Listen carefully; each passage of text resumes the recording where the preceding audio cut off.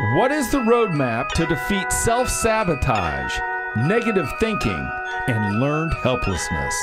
In these unprecedented times, you must get connected, get growing, get certain, and get attitude. The Get Attitude Podcast.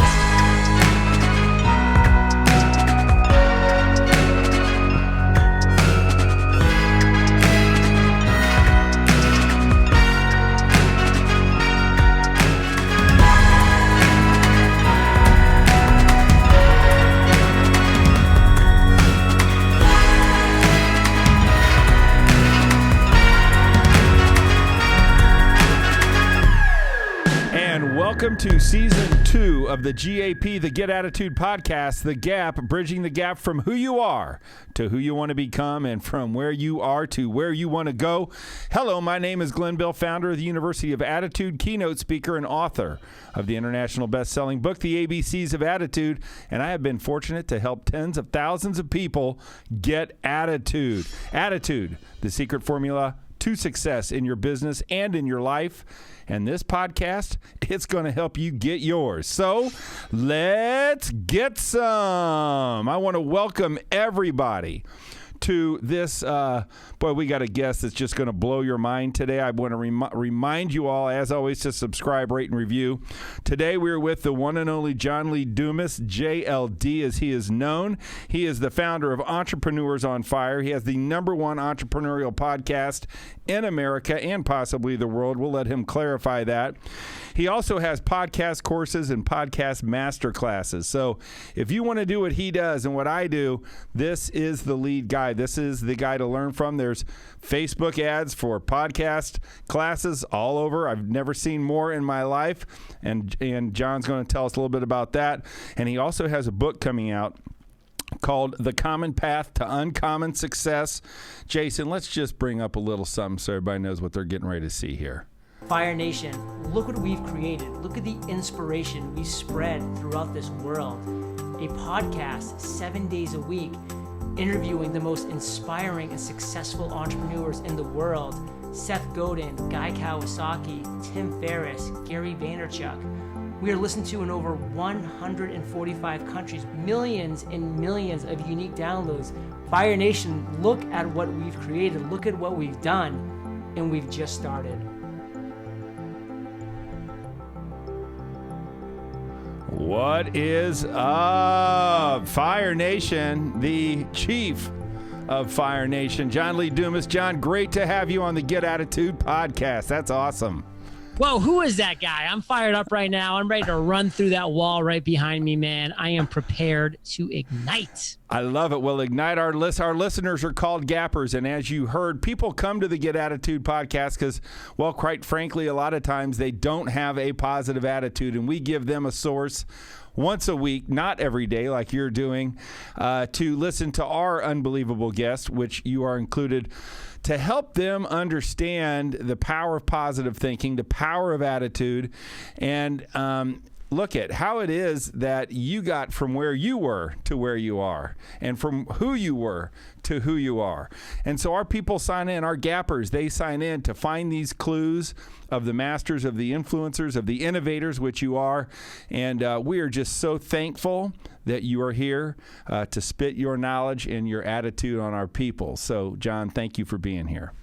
Well, Glenn, it's an honor. Love your energy, love the vibe, and I will spit fire all day long with you, my man. I love it. I love it. So let's first of all just talk about, in its simplest form, what is your definition of attitude, and who would you say were your two best attitude coaches? Attitude is perspective. It's like, what kind of perspective are you going to bring to this world? I mean, I was an officer in the U.S. Army for 8 years. I did a 13-month tour of duty in Iraq. I could have had a really crappy attitude because, listen, life is tough. I mean, you're getting shot at every day. Mortar rounds are falling. I'm a tank commander in charge of 4 tanks, 16 men. Something's always breaking down. Attitude was everything, though, because, listen, I was the lieutenant. I was the platoon leader. My attitude was going to dictate how the other 15 men operated on that mission. And if I had a bad attitude, they'd have bad attitudes, and there'd be trouble. There'd be KIAs, there'd be missing in actions, there'd be deaths. There would really be serious consequences. So it was all about perspective for me. It was saying, hey, have the right perspective. You're alive, you're breathing, you have an opportunity to do something special today. Let's make it happen. And that just synced down throughout my entire team, my entire platoon, and we made it happen. And I brought that perspective back, that attitude back.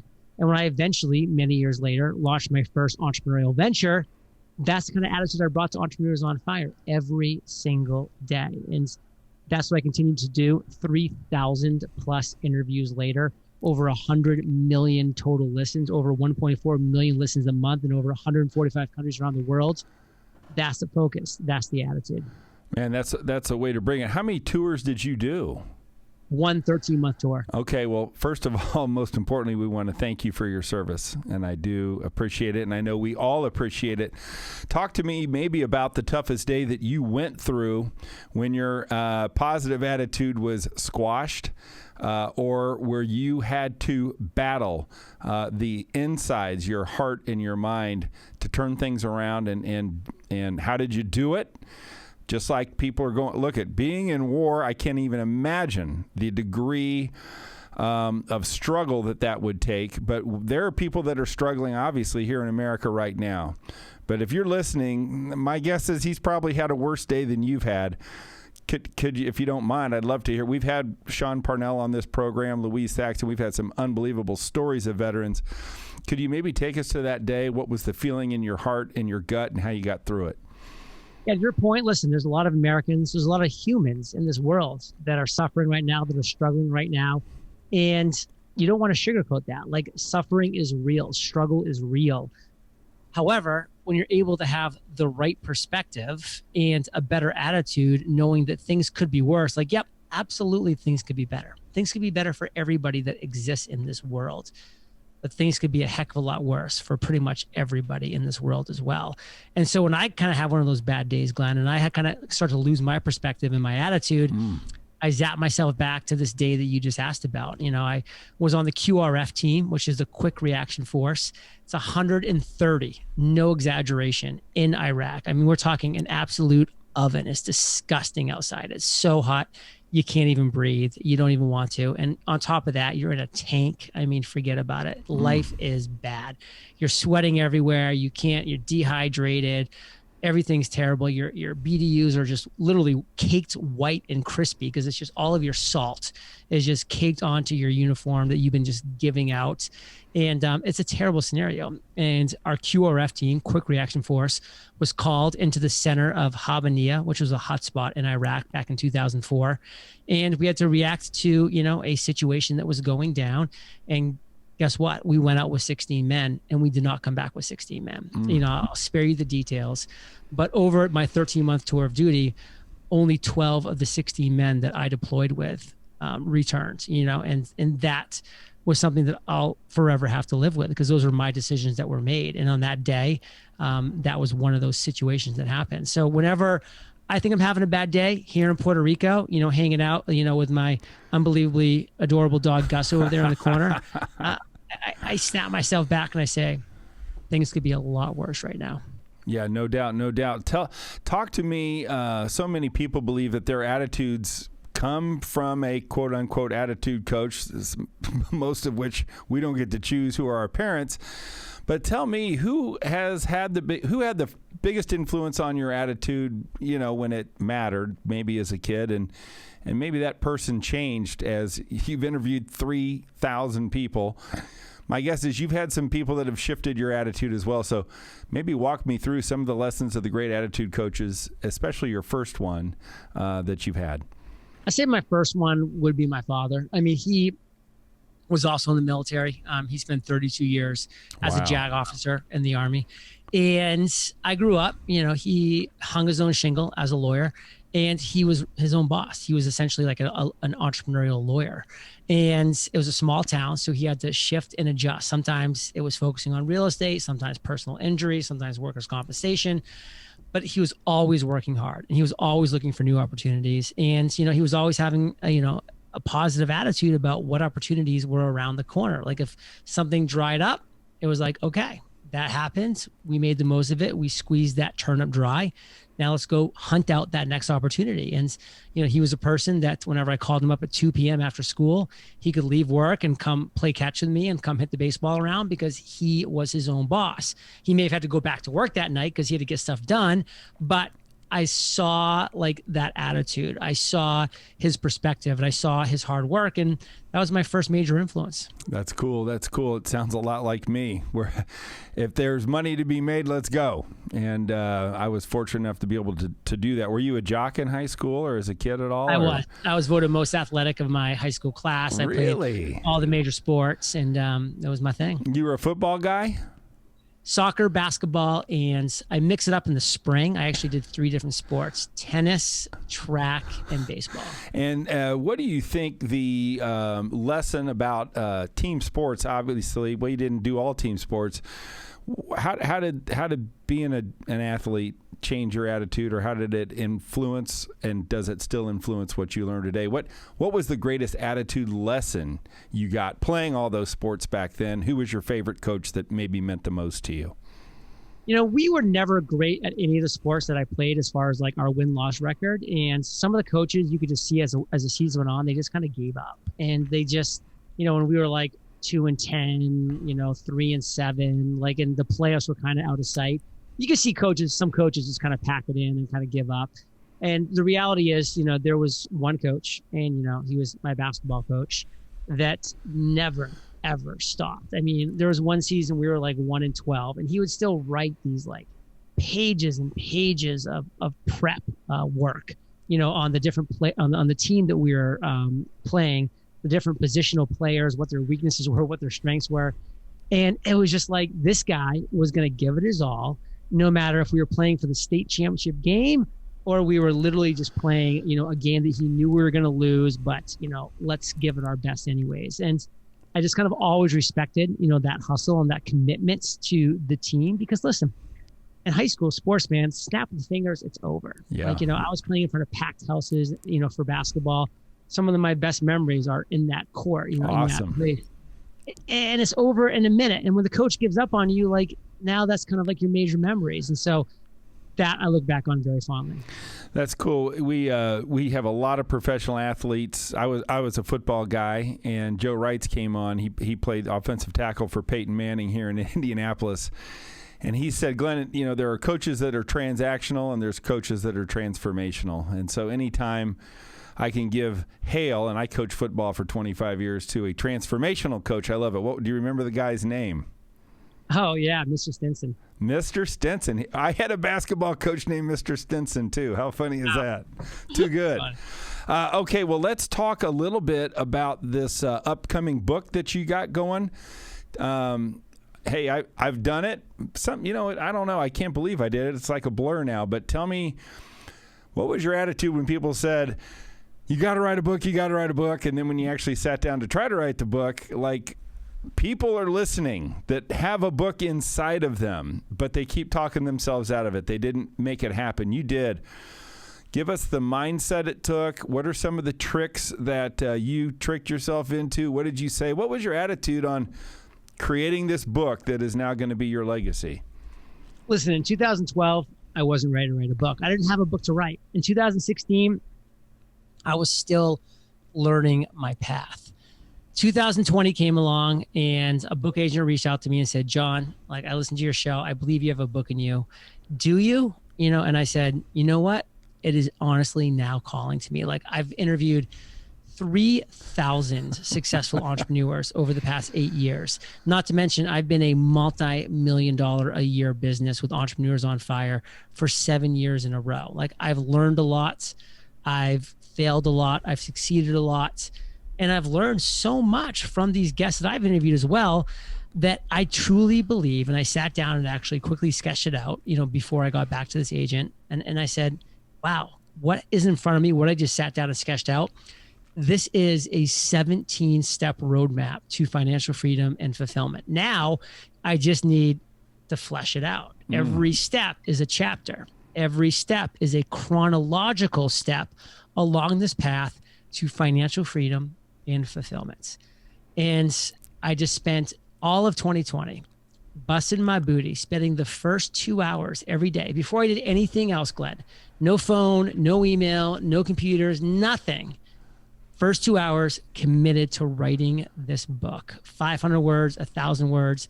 That added up over time. 71,000 words later, the book is complete. It's ready to go. It has been personally endorsed by Gary Vaynerchuk, Seth Godin, Neil Patel, Dory Clark, Erica Mandy, like such an amazing all-star list. Very proud of that. And it's exactly what it sounds like. It's the common path to uncommon success. People want you to think success is tricky, that it's complicated, that it's hidden, that it's that it's a secret, all those things, but it's not true. Like, you've been lied to when you've heard that. The path to uncommon success, it's simple, it's clear. It's not easy, but it's simple and it's clear and it's there for you. It's a common path to uncommon success. So I wrote this book. I knew that this was the book, the message that I had to share with the world, and I'm going all in on it, brother. It is my legacy, like you said. I love it. So can you give us number one, you can pre-order the book on John Lee's website. So go to his website and make sure you order that book. And when this airs, it probably will. When is it launching? When are you putting it out there? Great question. So number one, you can see if you're watching video, the website right behind us. Yes, sir. It's uncommonsuccessbook.com. Okay. Uncommonsuccessbook.com. You do not want to wait until the book comes out on March 23rd, because we have 5 amazing pre-order bonuses, because pre-orders make or break a book launch, period. Amazon bases their entire bulk order off of pre-orders. So we're doing everything in our power to get everybody to pre-order, because that's how the book wins and gets in front of as many people as possible. So these bonuses disappear on March 23rd. In fact, we're pulling them as the weeks go forward. So some of them will be gone very soon. But right now, all 5 bonuses are there. Just one of them, Glenn. I'm shipping all 3 of my journals. Boom. The Freedom, Mastery, and Podcast Journal. I'm shipping it to your door. It's Nice. $150 worth of journals being shipped to your door for a $17 Kindle or a $28 hardcover pre-order of this book. There's 4 other unbelievably amazing bonuses. And again, this is above and beyond the book itself, which is going to change your life if you follow the roadmap and you go through and create your version of uncommon success. And I mean this too, and I'm not saying this to be mean or cruel. I'm actually saying this to be helpful. If you read this book and you apply the principles and you follow the roadmap, and after 6 months, you haven't found your version of uncommon success, you should not be an entrepreneur. You should not be whatever you want to call yourself, an online marketer or entrepreneur, whatever it is. Go find a 9-to-5 job. Go back to corporate America. And nothing wrong with that. Again, I'm not being mean. Like, I've done those things before. They just weren't me. I was meant to be an entrepreneur. Not everybody is, though. Number 37 at Facebook, Glenn, has made a lot more money than you and I will ever make in our lifetime. Yes. And they found what was right for them, and they're crushing it. So I'm not saying there's a right or a wrong. And again, this book will help you identify if you've got it. Because if you've got it, this roadmap, it'll crush it for you. If you don't, go back to the drawing board. There's another path for you, and it's not this one. And that is uncommonsuccessbook.com to get all those great journals included with your pre-order purchase. Jason, let's go ahead and move John Lee Dumas's podcast up so this airs, if you could, maybe on our first or second. Roger. Oh, that'd be awesome. That'd be great. Yeah, that just so we can facilitate the pre-order for you, which is good. Now, one question I always love to ask people, and some people aren't lucky like me. Tell me about your grandparents. Did you love your grandma, grandpa? Did they have a place in your life, or did you not get to know them? Super lucky there. Loved them. My father's father, so my grandfather on my father's side, actually died when he was 21. So I never saw him. He's actually my namesake, John Louie Dumas. Wow. Yeah, he was a major in the Army. Never got to meet him. Military too. Interesting. Very interesting. Okay. Yep. But my grandmother on his side still lives to this day. She's 90 years old. She's amazing. And, love her to death, and grew up 1 mile down the street from her. So was super lucky there. My grandparents on my other side, my grandfather died when I was like 13 from Lou Gehrig's disease, which is really sad to see. Wow. But, I did get to know him. That was, 13, 12, 11, 10, like you're old enough to really spend time with people at that age. And then my grandmother passed away like 7 or 8 years ago. So, I had a lot of time with her, which was amazing. And she lived only like 4 or 5 miles away.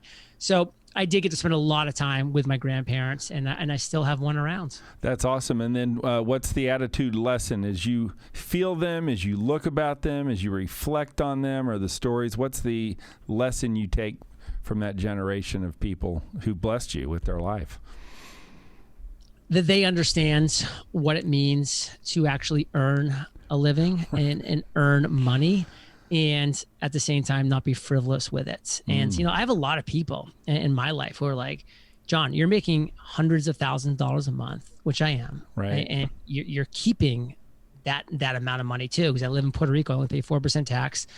Like, why don't you have a yacht? Why don't you have a jet? Why don't you have all these different things? And I'm like, it's kind of my Yankee values. I mean, it's like, do I have an unbelievably beautiful multi-million-dollar home here in the Caribbean? Yes. Like I did go all out on that. But beyond that, man, we got like a Hyundai Santa Fe in my garage, and that's our one car. We have a used golf cart. Like I'll spend money on experiences and certain things. Like we go on a 90-day European trip every single year. Obviously minus 2020 because of COVID, but every year we've been doing that for 5 years in a row. And I will spend money on that. But at the end of the day, man, it is hard to get me excited about spending money. Like I learned that from them. It's like, if you need it and you want it and it's worth it, yes. Mm-hmm. But otherwise, like, man, this dollar was hard to come by. Like, I'm not just going to throw it away. What's the biggest mistake you see people making when it comes to their perspective or their attitude in life? I mean, as you look around, thoughts on that? So I feel like one of the biggest problems that people are having right now as they're trying to kind of make their way in this world is they've kind of accepted this this platitude of fake it till you make it, where they just want to, people to think that they're this big deal or that they've accomplished this and accomplished that because for whatever reason, they're embarrassed about the fact that they're the earlier part in their journey. But instead, you need to embrace the fact of wherever you are in this journey. Like when I started back in 2012, like I was a terrible podcaster. Like I embraced that. I told my audience, hey, listen, this is my first show or my 7th show. Like I'm bad. I'm going to try to bring you great guests and I'm going to try to have them give you value because Lord knows I have no value to give you right now in my journey. But I promise you, I'm going to work hard. I'm going to get better. And people resonated with that. They rooted for me. Like when I was getting better, they'd email me and be like, you're not terrible anymore. Yay. And like, you're still pretty bad, but you're not terrible. And like, it was a funny thing. And like my audience resonated with that because now they could, see me full of flaws, full of struggles, full of obstacles and challenges, just trying to get a little bit better every single day. And that was my journey. And was it Entrepreneurs on Fire? Like that was, so, when I researched you, I was like, holy shit, this guy's been doing this for 8 years, right? I've had a lot of people tell me great things about you, John, but you know what they never say? Though I never heard. I thought you were 2 years into this, and you're boom, flash in the pan, and I pull up the timeline, and I'm like, this dude's been doing this for 8 freaking years. And talk to me about the power of your persistence, maybe where that came from. What's the lesson of persistence? How can you help our listeners commit and be persistent with what they're going for? You need to sit down and identify what your big idea is, which, by the way, happens to be chapter 1 in the book. Identify your big idea. So many people are spending every day not in their zone of fire. They're not doing their big idea. Your big idea is something you're both passionate, excited, enthusiastic about, but also that you have expertise, knowledge, and skills in. You need to have those ingredients commingled and combined into one zone of fire, into one big idea.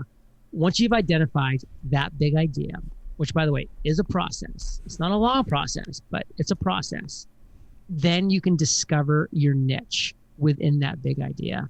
And that niche, by the way, that is doing one thing better than anybody else is able to do. That is being the best solution to a real problem.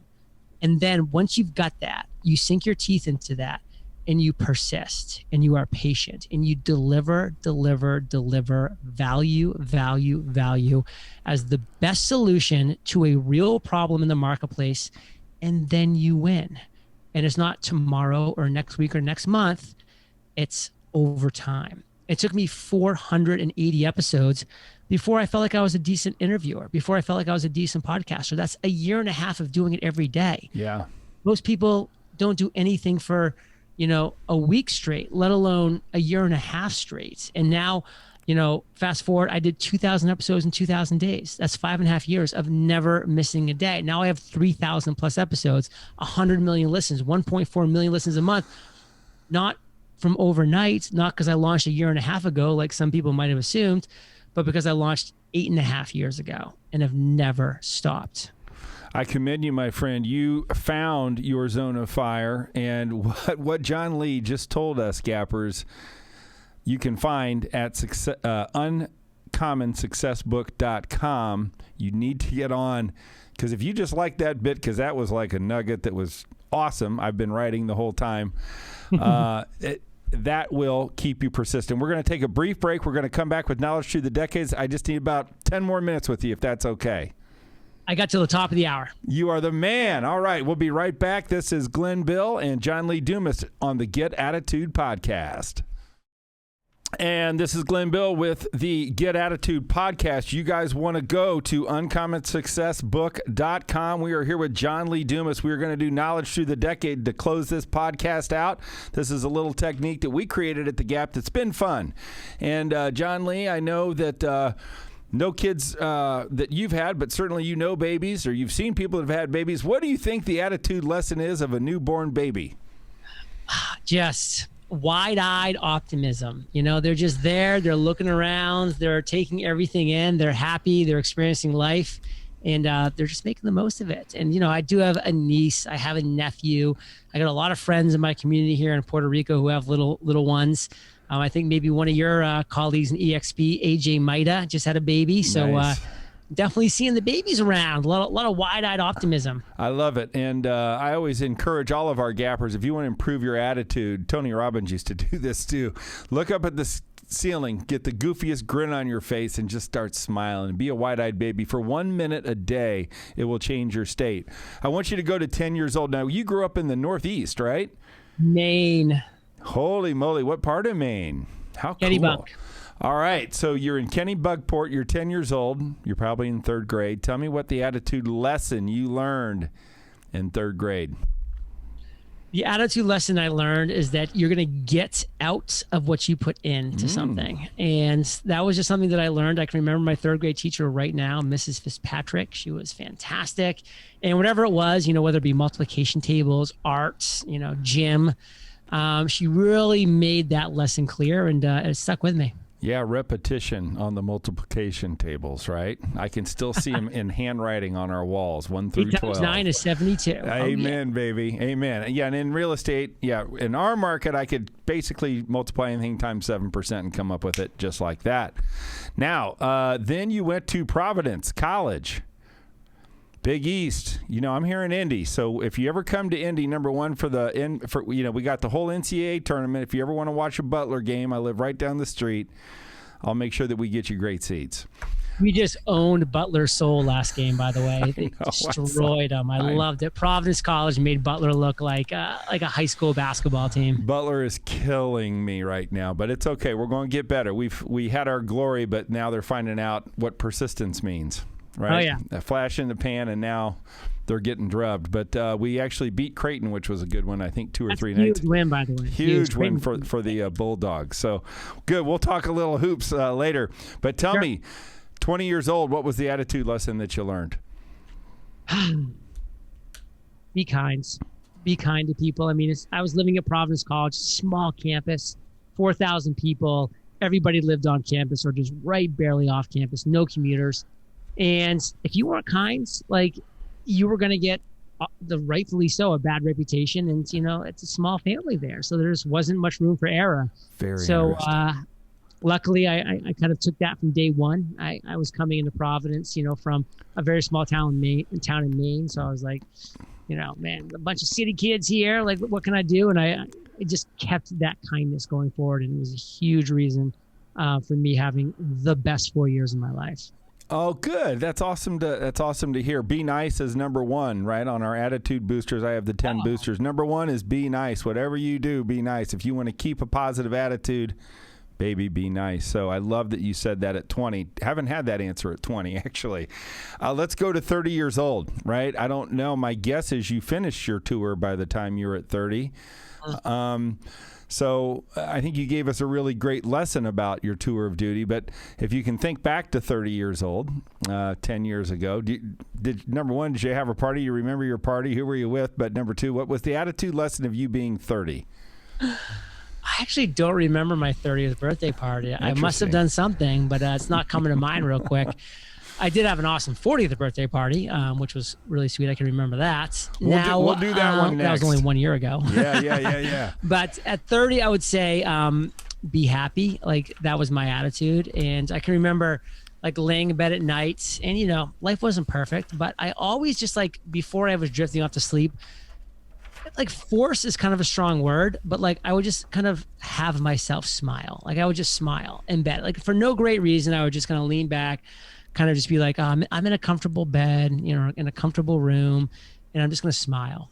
And because, I spent a lot of uncomfortable nights, being in the Army. That's one thing you do. So I was out of the Army by 30. So, I smiled, and I just, that was kind of the last thing I did at night, again, as I drifted off to sleep. And I think that's important. Yeah. I mean, I'm feeling like it's a gratitude play. It's a reflection play. And I think that's great advice for everybody that's listening to us on this podcast right now. Let's rock it to 40. Tell us about your cool party if you want.